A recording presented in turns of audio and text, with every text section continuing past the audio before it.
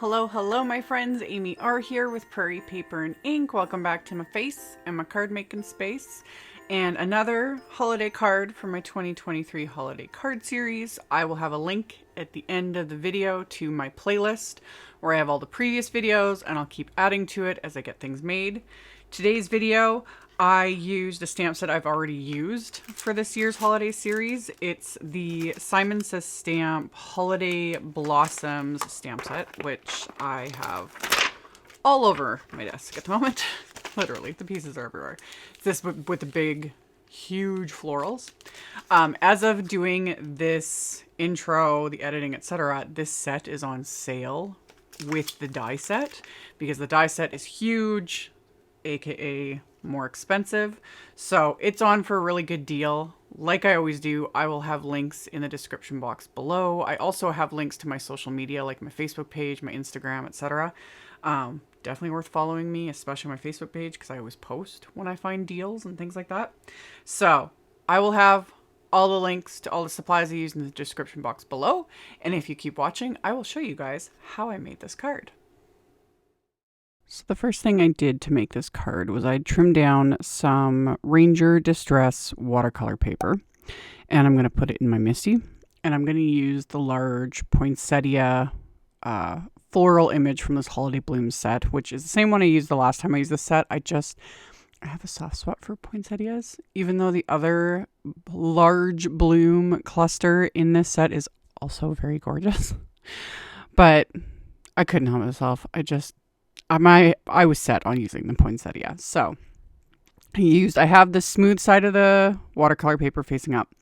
I used my anti-static powder on the watercolor paper and inked up the image with VersaFine Clair Nocturne ink. Now you don't have to heat emboss these inks before watercoloring, etc. However, I like having them heat embossed because those raised edges are like little bumper pads and keeps the colors from running into the next, like the parts beside it, so that I don't have to jump around or be more careful with my coloring. I can just slap the color on and go on about my day. So I used clear embossing powder from Simon Says Stamp, sprinkled it over this, tapped off the excess, and then melted everything with my heat tool. Once everything is smooth and shiny and melted, we're good to go. And then off camera, I had already shaken up the mica stain colors that I wanted to use. All of these types of products, the mica settles to the bottom of the container, so you need to shake them really, really well. And that will disperse everything, especially if you're planning on actually spraying with them. You need everything shaken up really, really well because you don't want it to clog. So I'd shaken everything up, and then I just take the nozzle out like I showed, and I just stuck it on one of my little palettes here. And again, gravity takes effect, and all the mica settles in those little puddles of color, and the mica settles to the bottom. So you need to make sure you swirl whatever brush you're using to paint with these. You got to make sure you swirl it so you actually get the shimmer and not just the liquid. And I'll have links to the specific colors I used, but it was Winterberry, Cocktail Party. Yeah, Winterberry and Cocktail Party for the pinks. And I started with Winterberry, that's a lighter pink. And I'm just using my little Tim Holtz Detail watercolor brush. And I just painted like a solid layer of the Winterberry. And then I'm going in with the Cocktail Party, which is a much deeper ink. And just adding, elements of that. And then once I'm happy with that, or I was happy with it, and then I'll come back to it at the end. I'm going to do the greenery, and for that I'm using Bubbling Cauldron and then Tree Lot mica stains. So I use the Cocktail Party for the little berries in this image, and then I'm going to start doing the greenery, and I'm going to do the same thing as I did with the large poinsettia. I'm going to paint just a layer of the Bubbling Cauldron, which is just a much lighter green. So painted that on all of the solid leaves and stems, and this big leaf that's part of the cluster. I don't know what it is. I love this leaf. I love the way it's like sectioned. This is another one of those stamps that's designed by Emily Midget. She's done a lot of large floral sets and I love them. And yeah, anyway, darker green is Tree Lot. That's what I used for these little pine sprigs. just kind of filling that area in. And then I went into all the other greenery and added a bit of that tree lot just to give it, again, a little bit of depth, a little bit of dimension, just, again, kind of slapping the color on. So I had forgot to grab something for the flower center. So I did that, and that's Flickering Candle Mica Stain Spray. So shook that up really, really well, put a little blob of that onto my palette, painted the centers, and then also decided to add that to the leaves as well. Just that hint of yellow just gives it a little extra something. Plus, it'll give it extra sparkle. You can't go wrong with sparkle. Sparkle's wonderful. This entire card, when I'm done, is going to be literal solid sparkle. I was having fun. So this is where I came back to the poinsettia. I could have left it, but I wanted to add a little bit more. So I went in with that Cocktail Party again and just added in just another layer, let everything dry, and then I'm now going to use the coordinating wafer die to die cut this entire image. So I'm going to line up the wafer die, and then I just use some washi tape to hold it in place so it doesn't shift when I run it through my die cut machine. And because I had figured out that I want my background is going to be solid black sparkle cardstock, I'm going to color all of the exposed white cardstock with a black Copic marker. I don't do this very often. I don't mind the white outline most of the time, but for this, it was worth the extra few minutes to color. Now, I used my Copic 110 Special Black. This is about the only time I ever use a black Copic marker. I just never really use them when coloring, because if I'm coloring things that need to be black, I use grays to give depth and dimension. Another caveat, I don't recommend always coloring on watercolor paper with Copic markers. If you do that consistently, like coloring entire images, etc., you're going to find your markers are going to dry out very, very quickly, because watercolor paper, it's meant to absorb, and it's going to absorb a lot of your Copic ink. So just be aware of that. Doing things like this with them, not a big deal.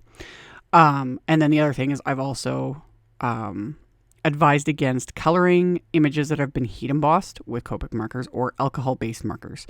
There's something about, it's a weird reaction that happens with heat embossing and the alcohol ink, and it can eventually like start ruining the tips or the nibs of your markers. And especially with Copics, those nibs are expensive to replace. So again, I don't recommend it. I don't recommend doing all the things I'm doing on camera in front of you. However, I'm not doing a bunch of blending, and I'm kind of avoiding the like coloring onto the heat embossing. And also, like I said, this black marker, it's about the only time I use it. So I'm not worried about it. I'm not worried that, I'm going to ruin it or anything. So I just filled in all the areas, and then I also did the edging of all of this with that marker just so that everything is covered and it's good to go. So then I took a piece of pink cardstock, and I wasn't paying attention, and I do all this like off camera because, I'm super professional. I'm like a master at doing these videos, even though I have done over, 2,000 videos on my YouTube channel. I still forget to look up at my viewfinder to see that I'm on screen. Anyway, I used the anti-static powder on the pink cardstock, stamped a sentiment from that same set with that same black ink, heat embossed it with clear embossing powder. You don't have to heat emboss this either, but VersaFine Clair inks take a while to dry, and I always smear them. That's why I heat emboss them. It just saves me the aggravation. So I heat embossed it, and then remove the excess anti-static powder, and then die cut it with the coordinating wafer die. And then I cut down a piece of just some thin white cardstock to slightly smaller than what my A2 card will be. So this is like 4 inches by 5.25 roughly. And I lined up that large poinsettia cluster image with the white cardstock, and then I inked it up with Concord and Ninth Ballet Slipper ink, just nice pale ink. And like I always do, especially with something like this that's like covering what will be the entire inside of the card, I'm going to write over this. That's why I went with a light pink ink, so I can write over this with a ballpoint pen, no problems. But it gives the inside that a little extra something. So I'd stamped that, and then I stamped another sentiment from that set with that VersaFine Clair Nocturne ink. That finished the inside. My card base is going to be a top folding black note card that is 4.25 by 5.5. So I just cut a sheet of cardstock in half, and then I scored it at 5.5 inches with my Teflon bone folder. And that's going to be my card base, hence me doing this white panel on the inside so that I have a place to write. You can also leave the inside with the black cardstock. You would just need to use like a gel pen. A metallic gel pen would also look very beautiful to write you know, to the recipient. And then for my background, for the card front, I'm using some of Simon's Luxe Glitter cardstock, the black Luxe Glitter, obviously. That is fabulous. So I turned the panel down to A2 size, so 4 1/4 by 5 1/2. And then I'm just adhering this directly to my card base with some craft tacky glue. Once I've got that adhered into place for my large floral, and this gives you an idea of just how big this is, because it's bigger than an A2 card front. So this is also a nice one where you could use this on, like, if you like doing larger format cards, like 5 by 7, etc. It's great for that. But I just flipped it over, like placed it on my card front, flipped it over, and those pencil lines were just to show me where not to place any of my foam squares so that I don't have to cut through them. Like, these scissors cut through them no problem, but I don't like having like that foam right up to the very edge and cut through, because it can create little sticky bits on the edges of cards, and that's annoying. So I'd placed the foam squares onto there, adhered this onto the card, flipped it over, trimmed off that excess with my scissors. And then I'd also die cut that pink cardstock with that same wafer die I used for the sentiment. And I'm stacking those together with craft tacky glue.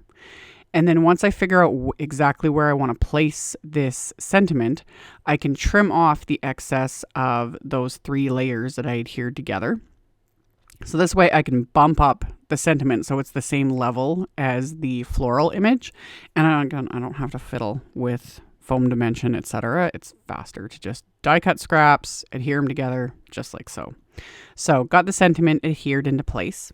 And then of course I had bling that matched. I have some Trinity Stamps Flashy Flamingo Baubles. Love the name of those. So I just put just a few onto this card, you know, just to give it that little extra something. Not like it needed it, because there's a lot going on. For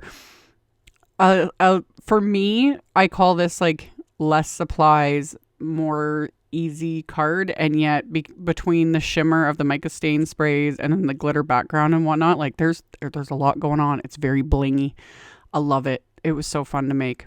So I'm going to try and show. I had a hard time really like capturing the glitter because of the shine of the embossing powder, and then of course the glittery background. Like, my camera was going completely haywire. It's like, what are you doing? Seriously.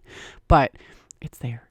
The background is beautiful. The mica stain has just absolutely gorgeous shimmery glittery bits. It's so fun.